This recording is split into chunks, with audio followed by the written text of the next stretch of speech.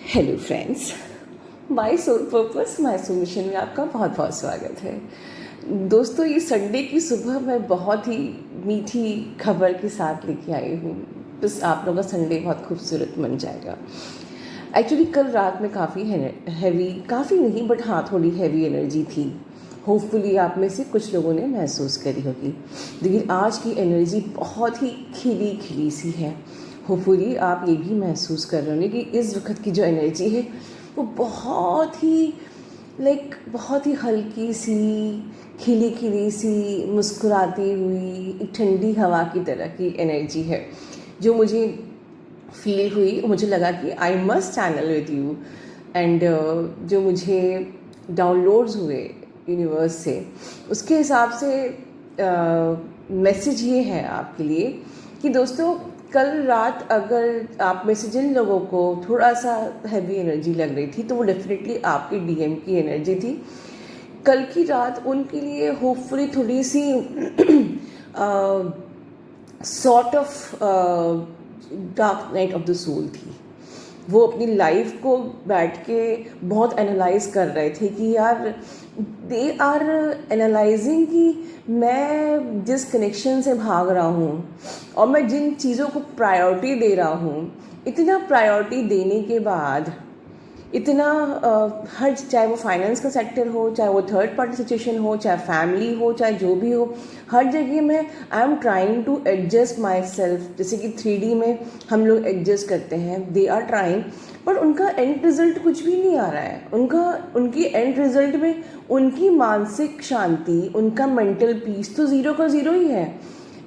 Actually thing is this कि जिस कारण से वो आपसे भाग रहे थे, ये उन्होंने सोचा कि भाई फैमिली पे ध्यान देना चाहिए और फाइनेंस पे ध्यान देना चाहिए तो hopefully things will be settled, but ऐसा वो हो नहीं पाया। उन्होंने बीच में बहुत प्रैक्टिकली सोचा कि नहीं, ये सब मेरे मन की सोच है, ऐसा कुछ नहीं है, ऐसा कोई कनेक्शन नहीं है, ऐसा हो ही नहीं सकता, सब फालतू बातें हैं, मे बी मेरा इन्फैक्चुएशन है या whatever it is, but नहीं, I should be practical, I should focus on my family, focus on my finance, focus on my career, this and that everything.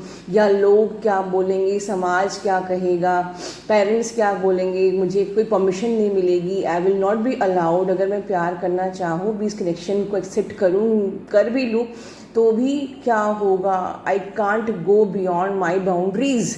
सो ऐसी बहुत सारी चीज़ें थी जो कि उससे वो इतने दिनों से स्ट्रगल करते आ रहे।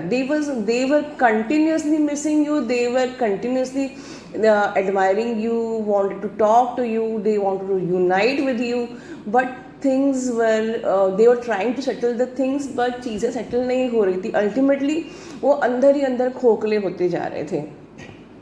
कहीं ना कहीं कल की एनर्जी ऐसी थी जैसे कि हमने कहा था एडिट पोर्टल के बाद क्लैरिटी मिलेगी, तो चीज़ें धीरे धीरे सेटल आउट होती हैं। उनको कहीं ना कहीं क्लैरिटी ये मिली कि कुछ नहीं हुआ, कुछ फ़ायदा नहीं हुआ। जो सेक्रीफाइस उन्होंने किया for the family, for the finance, for the career, for the society, कि लोग क्या कहेंगे, एंड रिजल्ट इज़ ज़ीरो। उनका मेंटल पीस पूरा ख़त्म हो गया है, वो पूरी तरह से ख़त्म हो रहे हैं। And now they are moving towards you. They are sending their message. ये कहूँ कि ये चैनलिंग, आज मेरी चैनलिंग से ज़्यादा एक मैसेज है उनकी तरफ से कि he is continuously shedding his love on you. He is continuously throwing his feelings on divine feminine. He is going to analyze, going to realize this connection. देखिए, हमको ज़रूरत नहीं कि वो कोई वैलिडेशन दें कि भाई आप बोलोगे कि हम इस कनेक्शन में है तभी वो कनेक्शन होगा, नहीं। बट ये ट्विन सोल कनेक्शन है, ये गर्लफ्रेंड बॉयफ्रेंड का कनेक्शन है ही नहीं। यहाँ हम लोग सब बातें बिना बोले ही अंदर समझ लेते हैं। सो होपफुली आप ये रियलाइज़ कर रहे हो। आप में से बहुत लोग को ये महसूस हो रहा होगा अंदर कि हाँ वो ही कनेक्शन जान गया है, हाँ वो ही कनेक्शन को फील कर रहा है, या may be he started thinking about this connection, या कोई ना कोई एनर्जी आपको फील हो रही हो, कोई ना कोई पुल आपको फील हो रहा होगा, कोई ना कोई प्लेजेंट मैसेज इंट्यूटिव लेवल पे आपको मिल रहा होगा। एंड उनका मैसेज यही है कि his love for you will last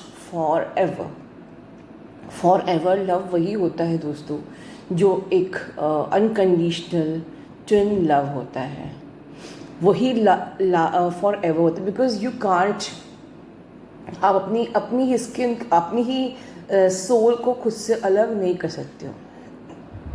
this was the test period for them also. आपको लगा कि ये पूरी जर्नी में साधना आप लोग कर रहे हो, आप लोग रो रहे हो, आप लोग बिलख रहे हो, आप लोग परेशान हो रहे हो, वो आराम से नहीं। मेंटली कितना टॉर्चर उनके साथ हुआ है ये सोचिए कि दो चीज़ें उनके सामने, एक उनका प्यार और एक उनका फ़र्ज़, और उनमें से किसी एक को चुना तो ऑफकोर्स आपको ही था, लेकिन फ़र्ज़ को हमेशा सामने रखा क्योंकि ये कर्म भूमि है। वो भी अपनी जगह गलत नहीं थे, लेकिन फ़र्ज़ को चुनते जो उनको आत्मिक शांति नहीं मिली, जो वो अंदर से तड़प रहे थे, वो इतने ज़्यादा कंफ्यूज थे।